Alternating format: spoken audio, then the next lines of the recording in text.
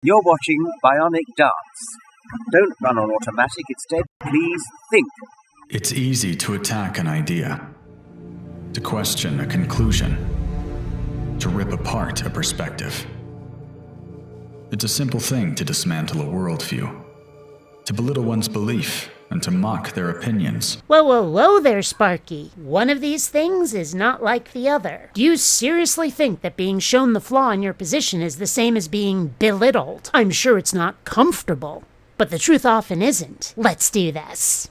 BionicDance's YouTube channel.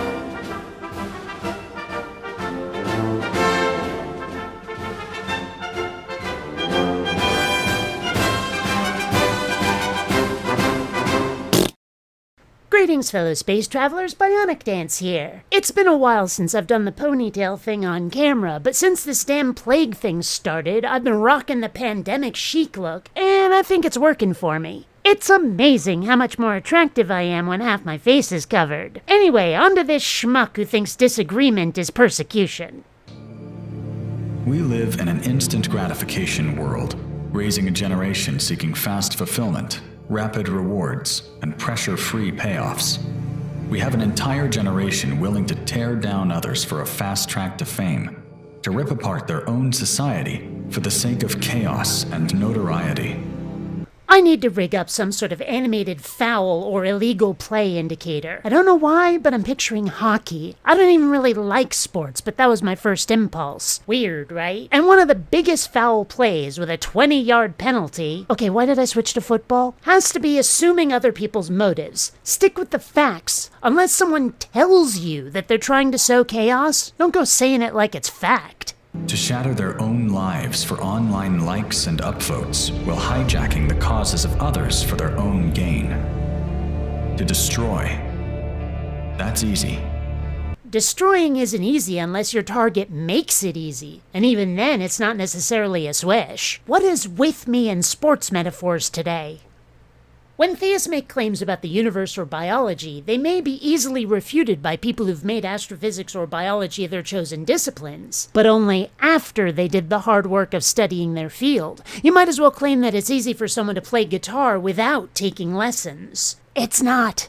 I've tried. Never got much further than learning to butcher Scotland the Brave, and then my fingers started to really hurt. I'll stick with animation as my art of choice. The same with those who instead argue philosophy and logic. Nobody is born able to identify and refute all of the logical fallacies, for example. And boy, do theists make a lot of those. And characterizing the taking down of bad arguments as destroying sounds more like a tantrum than an accurate portrayal of those to whose arguments you've lost. To create, that's something entirely different.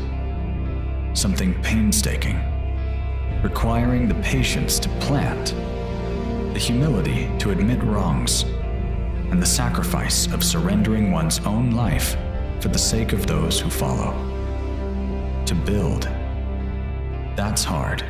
There is so much to unpack here. Human psychology has this weird blind spot that assumes difficult is always better than easy, that it's worth more and accomplishes more. But it's easy to give food to those who have none. I've done it, and it was as easy as buying 3 burgers instead of the 2 I wanted and giving the extra to the homeless dude outside the Mickey D's. Hell, I stopped a suicide with a cartoon drawing of a medieval adventurer once, and a really sloppy drawing too. Long story. But humanity seems to have an almost fetish for difficulty and sacrifice, like the journey matters more than the goal. I'm not saying that the ends justify the means, but if you can make things easier on yourself without hurting anybody else, why take the hard way? Being efficient is more virtuous than putting in the maximum effort when you can completely succeed without doing it. And sacrifice your life? Ugh. Sometimes I wonder whether Christianity would have less of a kamikaze fetish if their savior hadn't felt the need to commit suicide by Roman for the alleged good of humanity. You'd think an all-powerful God could just snap his fingers and magically end original sin rather than needing a sacrifice. And no, that wouldn't remove free will any more than someone jumping in front of a bullet meant for you removes it. Free will doesn't mean nobody interferes with your choices, it just means they're not mind-controlling you. But of course, for the record, I don't think free free will is actually a thing. I'm a determinist. Oh, but maybe he means a metaphorical sacrifice, like making something your life's work, as if doing good for people can't be a hobby, something you do in your spare time. This all sounds like all-or-nothing thinking, and life has more nuance than that. Christianity as a worldview is now under attack by those offering nothing in return. No meaning, no purpose, no hope.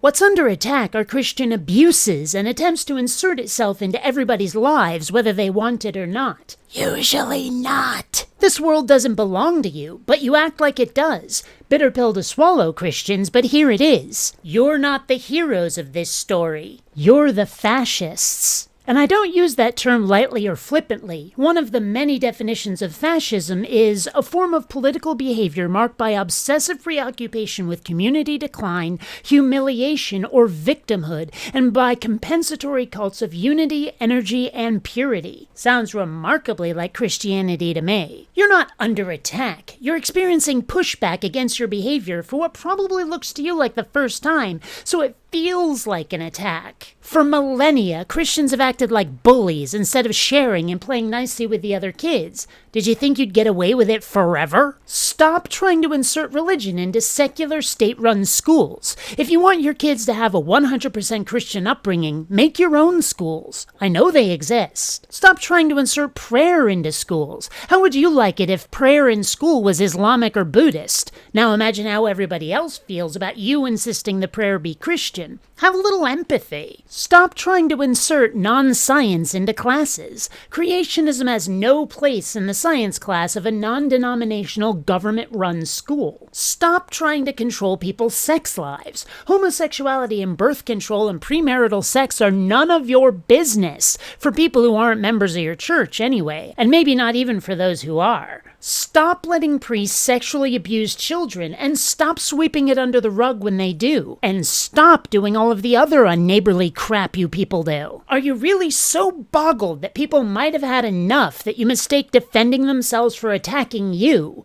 Get actual. And I keep hearing this offering nothing in return argument from Christians as seen here, like a wrong answer should be adhered to if an alternative is not presented. But wrong is wrong, and if you're wrong, you should change what you're thinking. That seems an oddly alien concept to these people, but it's true. If atheists aren't offering you your life's meaning, but you're taking yours from a thoroughly debunked theology just because you're not getting exactly what you want, or because it scares you, you're being horribly illogical. It's like insisting Santa Claus is real because you're afraid you won't get any presents if you admit he's not. And coming from someone who just claimed that difficult is better, to suddenly insist on the easy answers written in a holy book versus having to find your own meaning in life just seems hypocritical.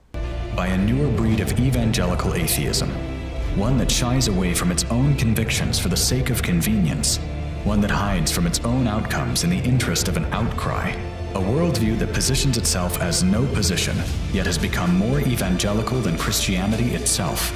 Having combed through multiple dictionaries and encyclopedias, the only definition for evangelical that doesn't specifically reference one sect or another of Christianity simply described enthusiasm or zeal for a cause. Which, yes, can describe outspoken atheists, but so what? We may be loud, but again, in self-defense against theists who would meddle in our lives. I'd love to mind my own business, but Christians won't allow it because they won't mind their own. But even if we are more zealous than Christians, so what? All we're asking is that you treat us with some measure of respect despite our disagreements, some measure of equality even though you think you're right, some measure of hands off when people aren't interested in buying what you're selling. I don't actually want to convert you to atheism. I just want you to back off. I mean, it'd be nice, but it's not a deal breaker. Keep believing whatever you like. Just do it over there and leave the rest of us alone. I wouldn't think that'd be such a terrible or unreasonable burden. Seeking to subject theism into silence, to push us away from its burdens and responsibilities into a realm of unfettered intellectual dissonance, displacing us from our own experiences while denying our most basic questions. Why are we here? Why do we really exist? What is our ultimate purpose? I realize that I've been acting like I speak for all atheists rather than just myself, which is wrong with me. I admit that. But I stand by my points anyway. Do you think there'd be such a pushback against Christianity if people didn't feel threatened or overwhelmed by the church? This rabid and screaming atheist movement didn't start in a vacuum, and it's not an attempted power grab. It's activism. I said it before and I'll say it again. You're not the good guys here. Good guys don't convert people by the sword, literally or metaphorically. Attack. It's what this new atheism does. Expecting us to turn the other cheek, listening to the words of Jesus. And in the proper context, we should do exactly that. But this isn't that context. This isn't that time. Ecclesiastes chapter 3 says there is a time and a place for everything under the sun. And now is the time and place for Christian thinkers to rise back up and hit back.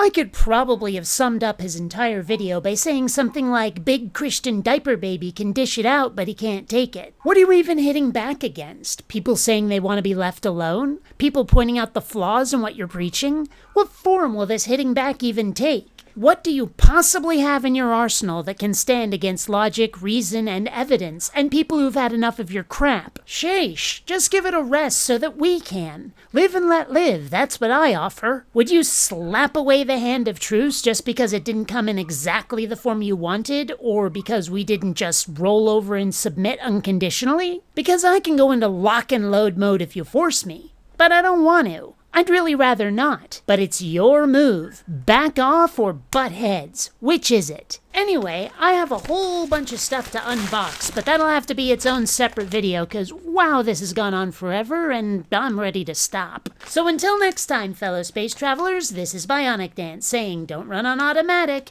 Instead, please think. And characterizing the taking down of bad arguments is... And the Damn it. I've done it, and it was as easy as buying, withing, fuck. And no, that wouldn't remove our free will any more than someone jumping in front of a bullet meant for you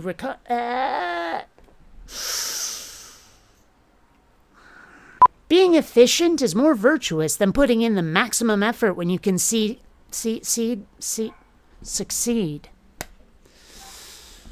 You'd think an all-powerful God could just snap his fingers and magically end original sin without For millennia, Christians have acted like bullies instead of sharing and playing nicely with the other kids. Did you think you'd get away with...